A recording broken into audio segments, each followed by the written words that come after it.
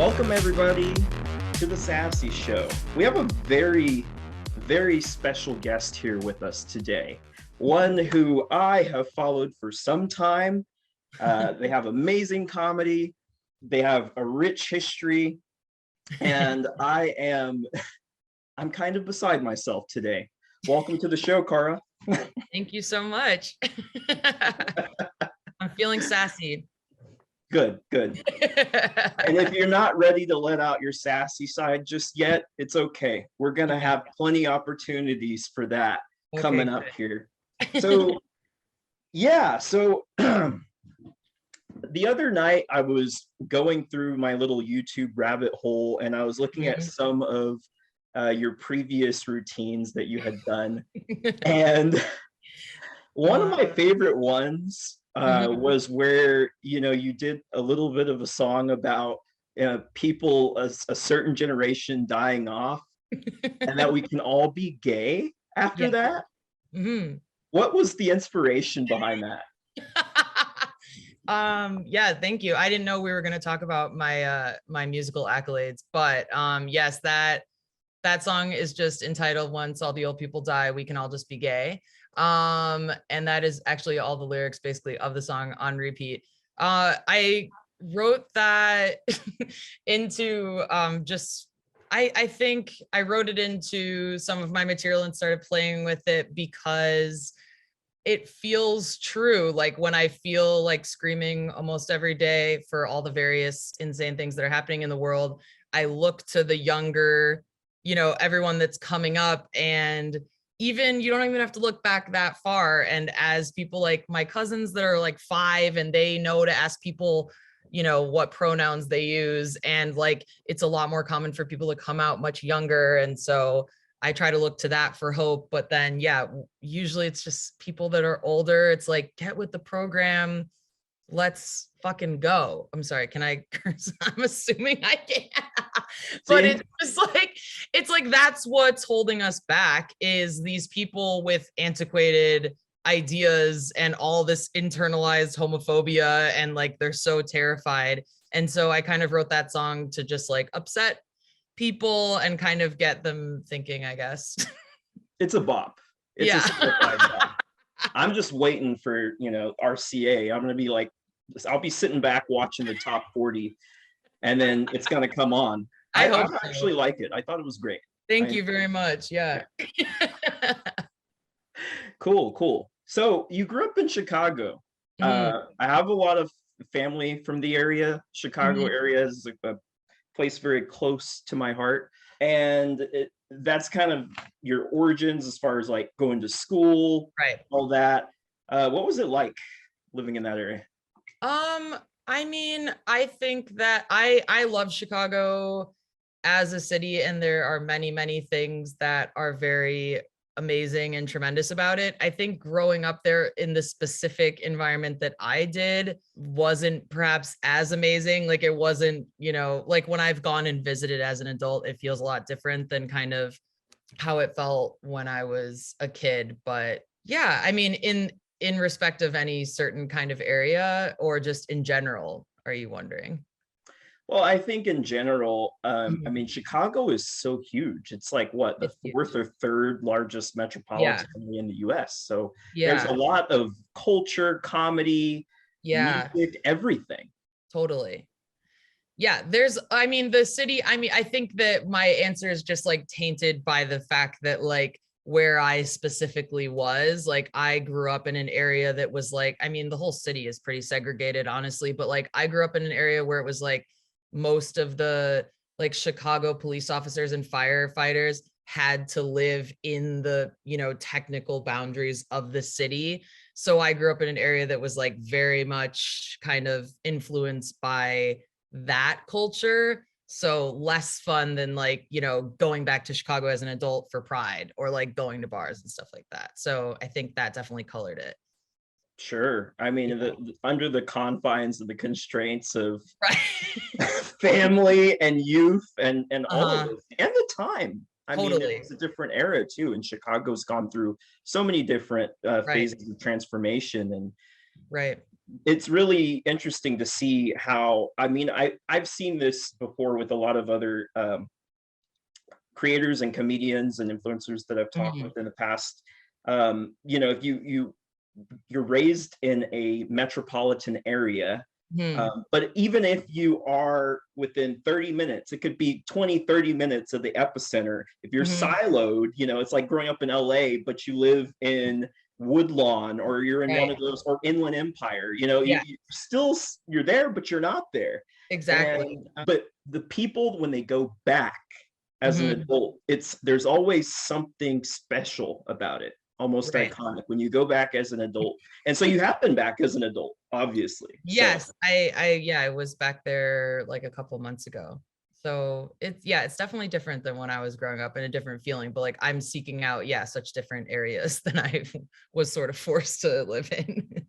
Well, I think that's what's really cool about your journey as a comedian and as an artist, is that, you know, I've seen people try to make the trek, and easier said than done. And I mean, the fact that you went from, you know, the Chicago, Lake Huron area to LA, and then from there to Canada, is that the right trajectory, or was there a back and forth? It was Chicago, and then it was New York, and then it was Canada, and then now I'm in LA. So I've kind of done a little loop. Yeah. Yeah.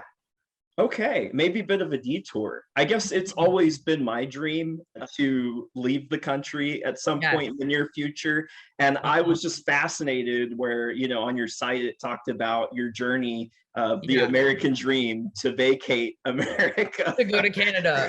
And I'm like, how the heck did you like manage to pull that off? Well, I mean, I always tell people when they ask me, obviously, if you can do like a 90-day fiance situation or something, that's great. I did it by going to school. Like I went to grad school up there, which is a lot more affordable than it is here. And then just kind of just looked up all those different laws and, you know, applied for the student visa, and then I got like a permanent residency, and then I got a citizenship, and it wasn't easy. It was like a huge journey, but I'm glad that I have that kind of in my back pocket. But yeah, I am very pro Canada and would absolutely recommend it if you can get yourself there. I'm telling you, immigration lawyers, asylum, anything. I'll take it. I know. I know, exactly. I would start hanging out at bars like near the border, you know. Are you like, that's what I would do. Oh, already been there, done that. Already been there, done that. I feel like that's the way. Yeah. Yeah, anything. So I'm a big time like YouTube viewer, but I was raised in the pre-internet, like the late 90s, early 2000s, and the confluence of like the network television, the big network chains, with like real-time videos. So I was kind of at like the inception of it all when I just got into like the reality television, Survivor. And I actually had the privilege, I got the opportunity to watch one of your full episodes of No Filter Dating, or Dating No Filter. I got to watch it, and this is the cool thing. I think I've seen shows like this before, but you know, you guys have a panel of comedians, and you guys are like watching the playback, and it sort of reminds me of the show Blind Date, which is like the original. That was the original, right? The godfather of that format. What was the inspiration for that show? I think that I feel like that's what they were trying to do, is kind of bring back that format, because I remember watching Blind Date, and then I sometimes get tagged in it. I don't know this show, but it's called like The People's Couch, and I think that was like a Bravo version of it or something. But I think people we all relate to how awkward dates are, and so I think like that's what you would do. Like I would love to even watch my friends go on horrible dates. I would never want someone to watch me go on a horrible date because it's far too painful. But I think the impetus for the show was just, it's always fun to like watch somebody else be cringe and then try to act like you wouldn't be. Why they maybe brought back the show. And also it's like a quick format for them to like film. And like I never even met, like I met them, but we never were there on the same day as the other comedians. So it would be like, my like co-host, like we would go and like watch a bunch of dates in one day, and then like the boys would come on a different day kind of thing. So I think it's just like easy to kind of crank out a bunch of episodes, and we did. Yeah, they were pretty entertaining. They were pretty good. I definitely would not want to star on any of those shows on E! Network, TLC, 90 Day Fiance. I will say this though, if I were, it's one of those like, I wouldn't, but if I would, if I were to go on a dating show, I would want to go on Temptation Island. Why? You know why? I'm begging you. Evan, please. This is someone that I've lived my entire youth with. Like, I don't want to cry, but since I was like 19 years old, this is someone I watched play basketball in high school. Like, this really is like my life. Like, it's not just a game and like I'm gonna go be single. Like, my whole life could change and it's really scary. Hey guys, my name's Morgan. I'm a real estate agent, and when I find something I like, I know how to close the deal. She's cute. She's very cute. I'm not one to like, I sleep with my girlfriend, not like, it's hard though. It's like super hard. I am so drawn to her, I am so pulled to her, and I feel that she is the same way with me. I'm gonna be really vulnerable, and I'm gonna lay it all out on the line. He's gonna know he hurt me, and he's gonna know that he's throwing away something really special. Oh my God. Here's why. Here's the thing. Are you kidding? First off, they've never had a trans girl on any. Okay, I love that. Okay. So that would be, there's so many directions you can go with that, right? Yes. Number two, I would love to be a dark horse. Like I would come over there, I would be chatting up the guys, and I'd be like, "Oh my God, did you just see what Jenny did? Oh my God!" And then, you would be nasty, so you would play dirty. Of course, of course. Okay, all right, makes sense now. Absolutely. So it's like you would be totally in control, playing these little evil games with the guys. Oh yeah, I'd be like Thanos, you know, I'd have all these different rings, I'd be waiting to snap, and then just everything. Yeah, no, that would be fun, I think. But I know you talked, I'm sure this was obviously a joke when you made a reference about going on a reality show on your own volition. Was that, but is there a little bit of truth to that? Just a smidgen? Well, I mean, I think that it's like, that's my favorite kind of show. And like, I almost exclusively watch like love-based reality TV or horrifying true crime documentaries. So I watch all of them. And then like, there were just periods in my dating life where I was like, okay, I am like so desperate to just like, I'll just do anything. Cause like, I just keep meeting people that are so weird, or like not in a good way. Like I love weird people, but like weird and like scary weird or something. So I was like, what? Okay, let's give it a shot at this point. I think that's how people like actually end up on those shows. So I don't think that I would really want to do it, but similar to you in sort of a like kind of playing this like role, I do always joke that it'd be funny to be, I don't think I could maybe pull it off. Maybe I could, I don't know, but to be like on the Bachelor and kind of like make the men fall in love with me only to destroy them. But that's like so evil. Like I don't only want to put that energy into the world, but just like, I don't know, if I was maybe like unhealed and I really just like wanted to destroy some of these guys. Sure. I think that could be really cathartic, you know? I mean, it would absolutely be cathartic, but I'm also like, I don't know if that's what I want to, necessarily do, but I do think that that would be like a very funny catfish like thing. I mean, they're all so fake anyway, you know. Yeah. Sure. I think there's a lot of folks that do go on those shows specifically for that, you know. Yeah. So that's the thing. Yeah, I think exactly. It's just everyone has their own unique way of letting it play out, which Right.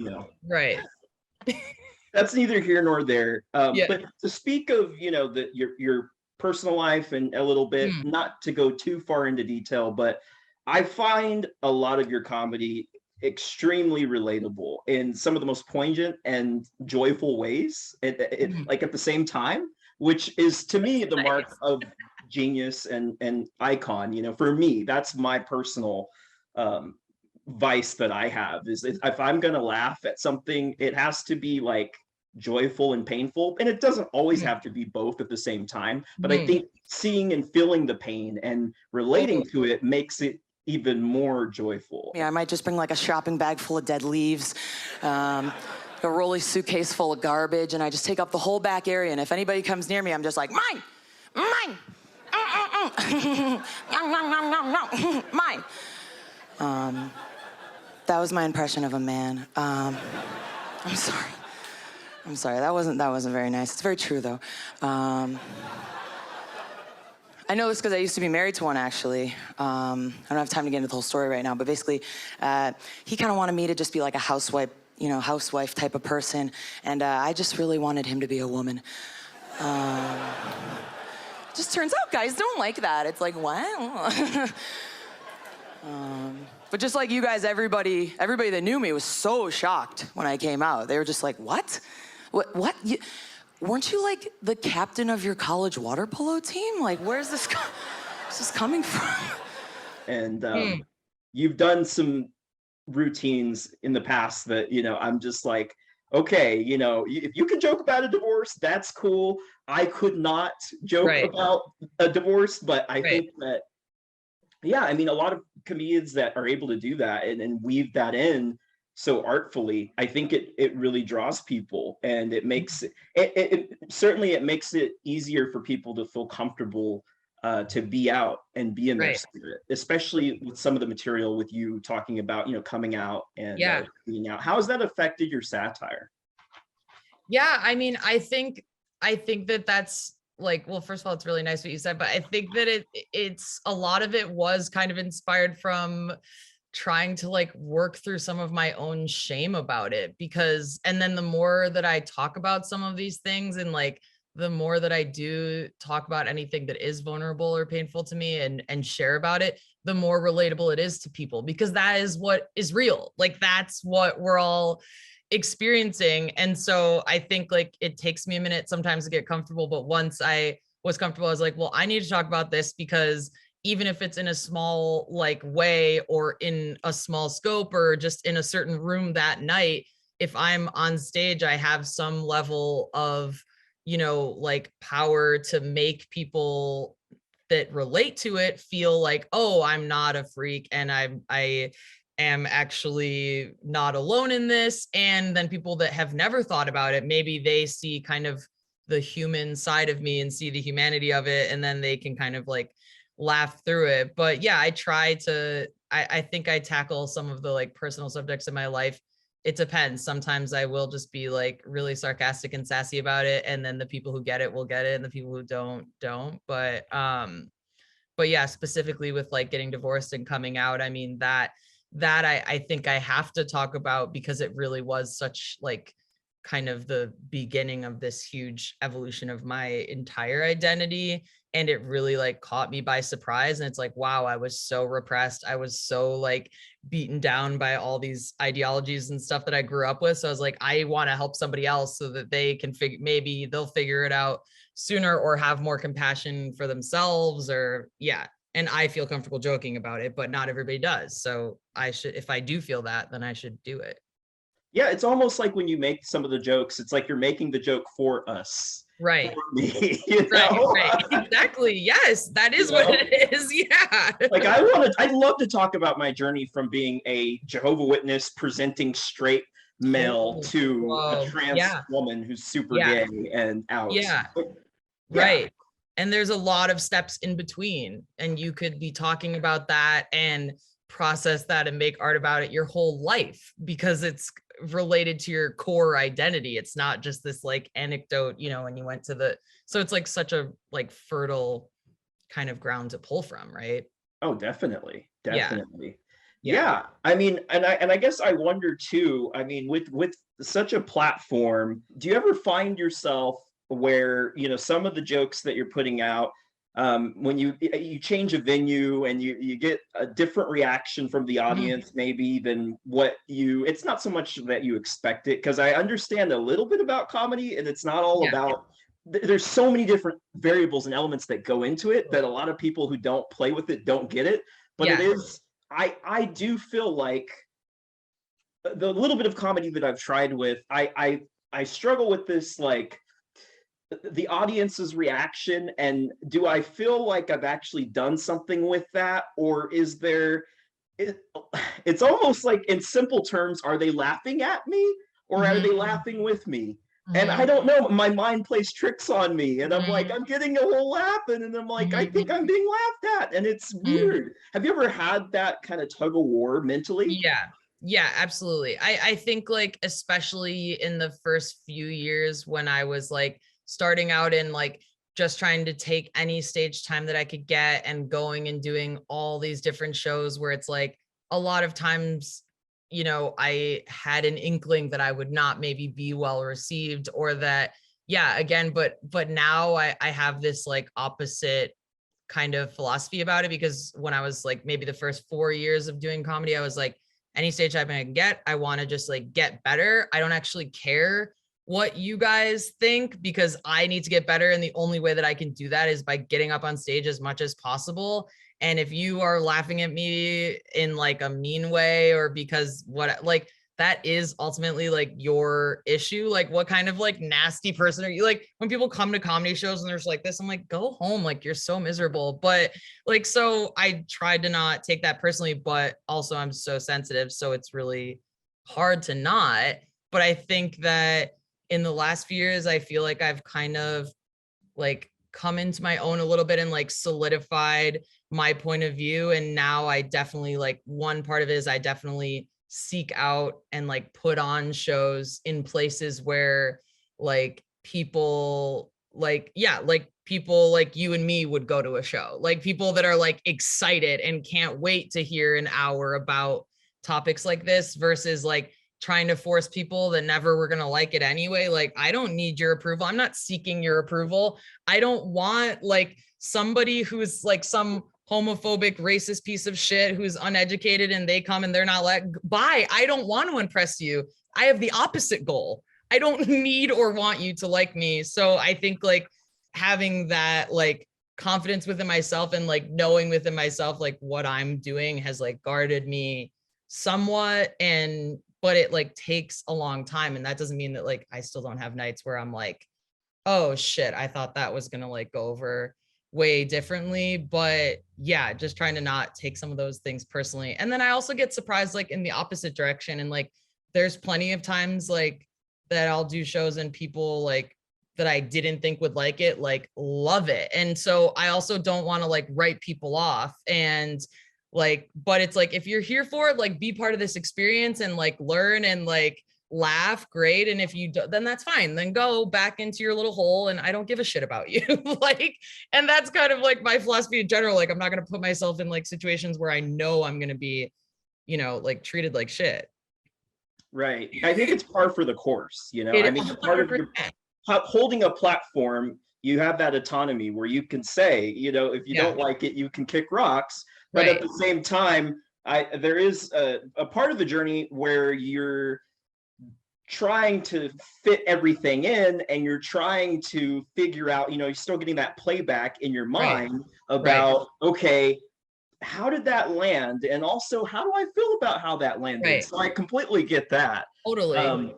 The other thing too, you know, when you're starting out in comedy, you know, the common path that I hear is that it starts with a little bit of theater, and then people will do that for a little while. They might do some musicals, and then they somehow find themselves in a screenplay, or they might find themselves in a kind of like a theater setting or a small time theater. And I didn't look too far into your trajectory, but I know you did some work at Second City, which a very storied organization. I will say that. I mean, from Chris Farley to Tim Meadows, these are some of the like legends in my mind.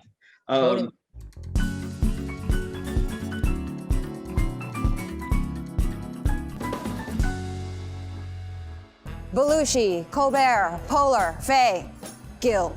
I'm coming in with a vengeance. Welcome to the Second City. There are 5 theaters, 2 of them are just for students. We have 4 levels, and we have over a dozen training classrooms. 5 million students this year graduated from improv class. What? That's not true. But thank you for taking me seriously. That's called accepting my offer. We have at any given time about 2,400 students. What? Yes. Over half of whom have no intention of becoming professional comedians. They come for all sorts of stuff, to be better at their job, to make new friends if you're new to the city, and to find a date. Why in Chicago? Why Second City? I think Second City had to be in Chicago. I mean, the name comes from a chip on the shoulder that we got being compared to New York. How was it attending Second City? I loved my time at Second City. I mean, that's where I like started out in like the first like comedy class or anything that I did. And like, I was at the Second City in Toronto and had like a really great experience. Like, of the people that I met, many of my best friends still are people that I took classes with like 6 years ago. And like, I had really great instructors. So my experience at Second City was very positive. But also it's like, it's a great, you know, they have this huge history and like they've got all the big alumni, but like it's not a perfect history, and they definitely like have some areas where they can like do a lot of work. And I'm like, hello, are we in a time machine? Like, can you please do better? Why are we in Toronto? Like, one of the most, you know, Toronto actually does do a good job like with casting and stuff, but yeah, there's other like theater companies and stuff where I'm like, we're in Los Angeles, which I'm pretty sure is like one of the most diverse cities in the entire world. And I'm just confused why there's 8 cast members on stage who are all white guys. Like, I don't really know what's happening here. So I think, yeah, it was a great experience for me. But also, you know, I think like I don't fully have rose-colored glasses because I've just like heard from other friends and people who have been through the programs who maybe didn't always have the most positive experience. Yeah, that's something I've seen, you know, touring the comedy sector. And I always try to make comedy shows at Helium.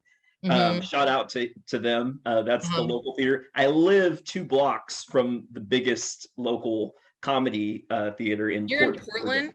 I'm in Portland, Oregon. Okay. Yeah. Okay, cool. Yeah. So I make it a point every Monday to try and watch Amateur Night. Oh, cool. And you know, just watching a lot of the comedians that come through, and sort of they once they push through that meat grinder, the initial, you know, I call it like the meat grinder, but it's basically like that point where you have a fall off where you're like, okay, maybe there's something that hits, and you realize, okay, I could actually do this. And then some people, they never quite hit that stride, and then they just kind of give up.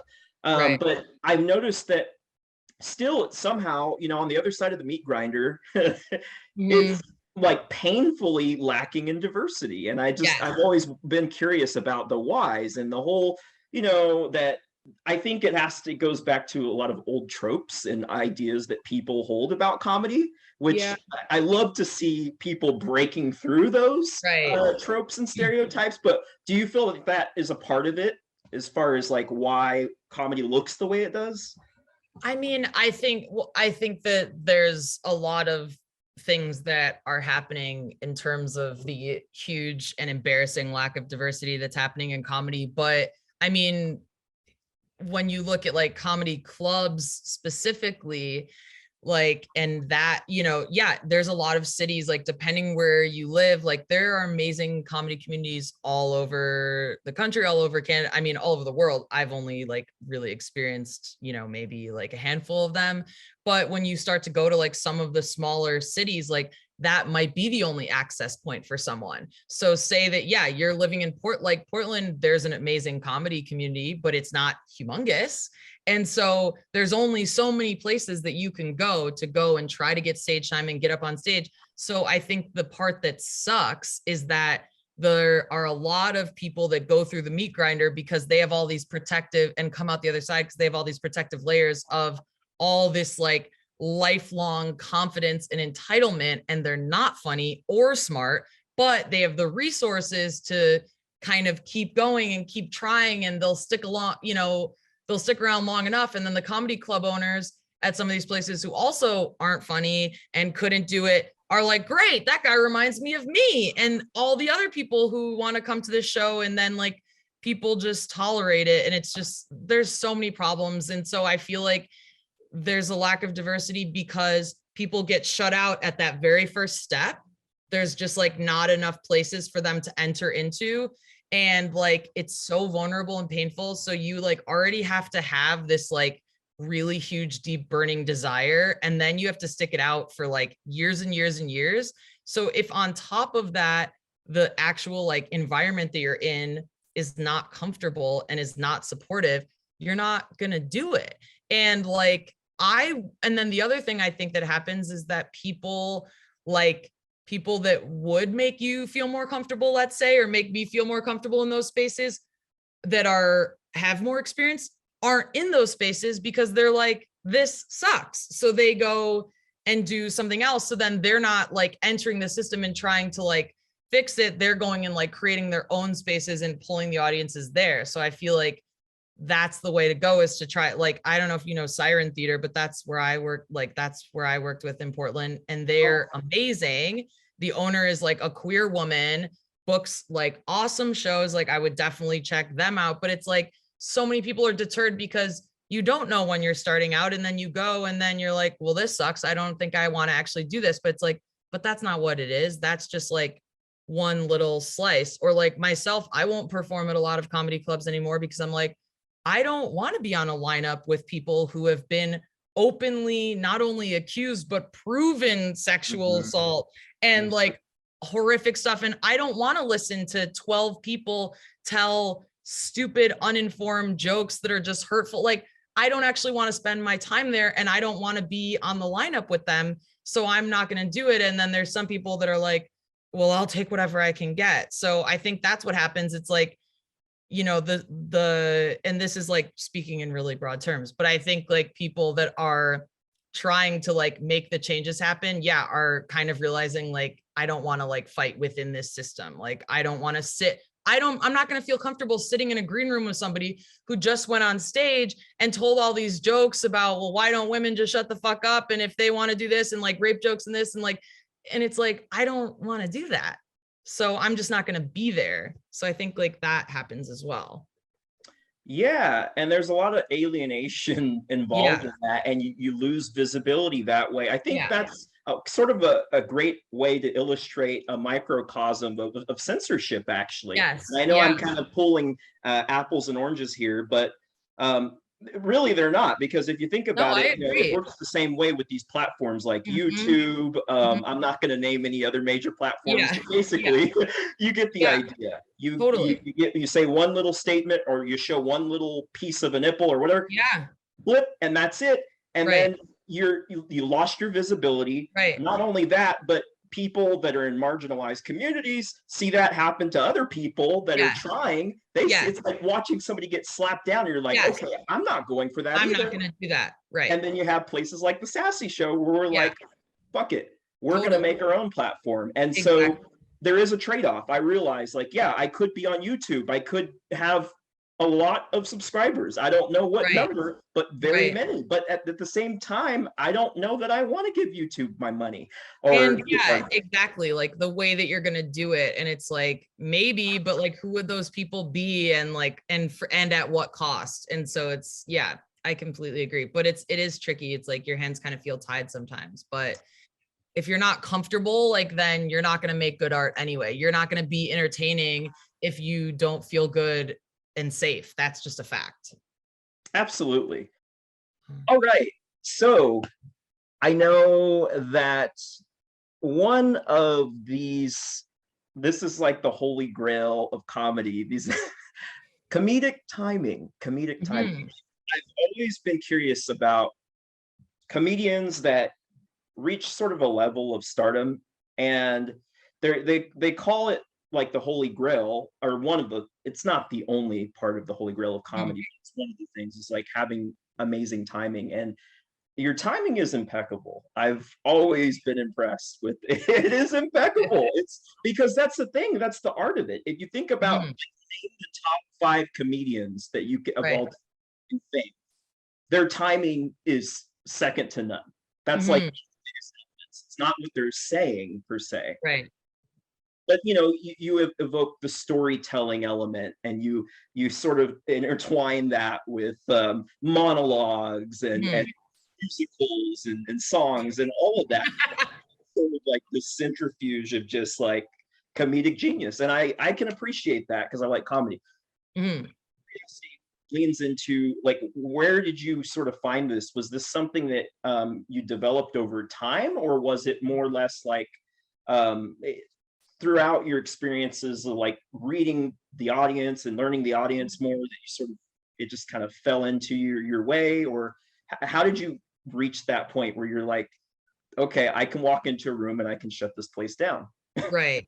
Yeah, I think I tried a lot of different things on for size, because with stand-up in particular, it's like you have to feel comfortable with what you're doing. And there's a lot of comedians that I think are so funny, but I rhythmically could never do their set and feel comfortable. Like, their jokes are very funny, but if I delivered it, it would just feel so off, and vice versa. And so I think kind of, I definitely am still like always experimenting and trying things, and like trying to surprise myself and like surprise the audience. And so I think that it's definitely evolved. And like, I used to try to emulate like comedians that I really admired, and when I was first starting out, and then I would give myself these sort of arbitrary rules, like you have to stand in one place, like you have to do it like this, like you have to have, all the comedians you like are really cool, and like they really kind of speak in this almost barely audible tone. And it's like I tried all these things and it didn't ever really work or feel right, because that's not how I talk or speak or feel. And so I think I've started leaning into my own just like actual body, and like the way that my kind of like heart and like the buzz that I sort of have, and then I feel more comfortable on stage, and then I'm able to kind of like, try to deliver it in a way that I talk, which like can be kind of chaotic, and there's a lot, I'm kind of like throwing different things up in the air and connecting them, and like, but yeah, like I said, I think especially in a longer set, I'm trying to like create something where it's like just embrace, where like join in and jump in for the ride, and like you're coming with, and it's not, I'm not gonna like stop for people and explain like all these different like exactly what's happening. And like, same what we were talking before, it's like if you get it and like it, great, and if you don't, I don't really care. Like, I'm not gonna do it like to make you okay, are you pleased, like disgruntled man? I don't give a shit. Yeah. No, totally. I think that's part of like sass, like that's a part of your sass, and it's a part of like what we try to do here at the Sassy Show. You're very sassy. What we do, yes, we are sassy.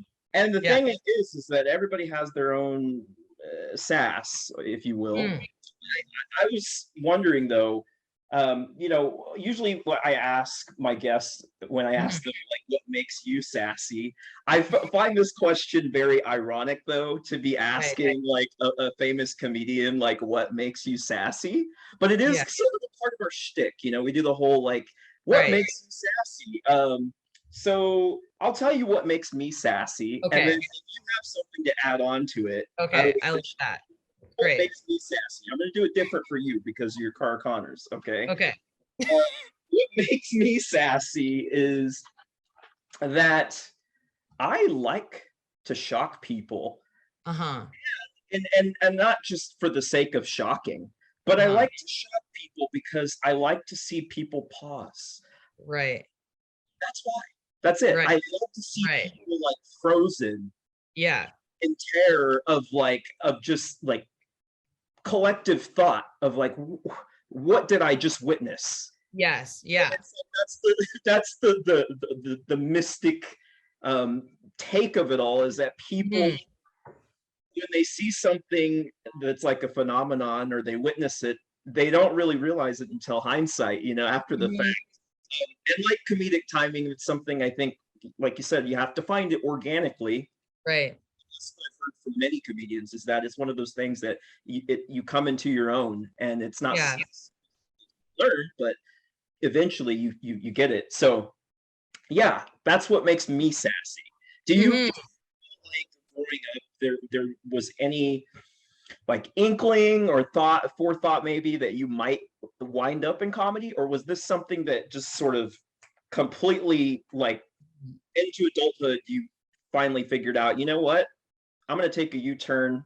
I think this is what my calling is. I mean, it ended up being a U-turn, but it also was something that was definitely present my whole life. And much like you, I think I always like being sassy. I like getting a reaction out of people and making people laugh by doing something unexpected, and like always am like looking for those little moments. And I think that I was always like very naughty from the time that I was a little girl, and like recognized, you know, when there was tension building and like how enjoyable it was to be the person to break that by making people laugh. So it's definitely that kind of thing. And yeah, I mean, that what you're saying is really a parallel example, because that's a lot of comedy is just like misdirects and surprising people, and they're not expecting it and playing with sort of the energy. But to do that, you have to be like attuned to what's happening around you. You can't shock people if you don't know what most people are thinking. So that's like why it's kind of fun. So I would say like, it's, yeah, your sassiness is definitely like connected to intellect then, and it has to be connected to empathy, and it has to be connected to all these things. So yeah, and I always like, yeah, I always like being the kind of the kid in the back of the class, just, you know, yelling something out and like trusting that I'll kind of be able to like get my way out of it, you know? Sure. A little grin, a little smirk, a wink. Exactly. Yeah. Yeah. I always felt that way as a kid too. I always enjoyed like doing something or saying something that was mildly inappropriate or maybe inoffensive by today's standards. But you got to understand, you know, in the 90s, there was almost like a campy atmosphere around, or I guess a naivete around the fact that, you know, we got to raise kids to be adults, not the other way around. Yes. Yeah. So, but you got a little bit of that too. I know. So, before we close out, what's on the horizon for 2022? I'm excited about the Straight for Pay, by the way, which everyone needs to check out. What's the next city that you're touring in? Yeah, so I took like a month off, and now I'm going to San Diego, I'm going to Minneapolis, I'm going to Boston, and then I'm doing a string of shows in the South, which I was not initially going to do, but I've just been so inspired by all of our wonderful legislators here in the United States and all of the horrifying things that they feel comfortable saying. So I might actually just go on stage for an hour and just say the word gay over and over. I haven't actually decided. It might be a performance art piece. And then I'm heading to Europe for the first time to do some shows over there. So I'm going to be doing like, yeah, I'm going to be doing a bunch of random places. I'm going to Iceland, I'm going to London, I'm going to Berlin, and I'm gonna honestly just go and be sassy. Yeah. That's the plan. Yeah. You're already a household name, and I've said this before. You know, I think that, you know, if people haven't seen you, I know when the other night I was telling my partner, I was like, you know, I'm interviewing Cara Connors tomorrow, and she was like, well, they look really familiar. And I was like, really familiar? Like, you haven't seen E! Network? You haven't? It's just like, oh, no, I know who you're talking about. I know exactly who that is. But that phenomenon, it's going to carry over into Europe and all over the world. You know, audiences, I think it's not just contestants on dating shows. I think audiences fall in love with you. You have that magic.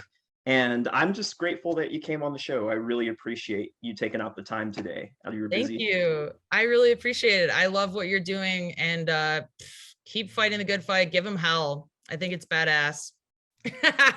Oh, you know what I do. I know. I was looking it up. I was like, okay. I was like, oh, I better get it together. I better be on my A game right now. So right on. Well, again, like I said before, a name needing no introduction. For those of you listeners, if you could just Google Cara Connors, or you could go, of course, to their website. They have an amazing website, caraconnors.com. Yeah, that's right. Yeah. And check it out. There's a little biopic and some cool stuff in there. A little short summary essay. The history. Thanks for tuning in to the Sassy Show, everybody. Take care of yourselves. Alexa out.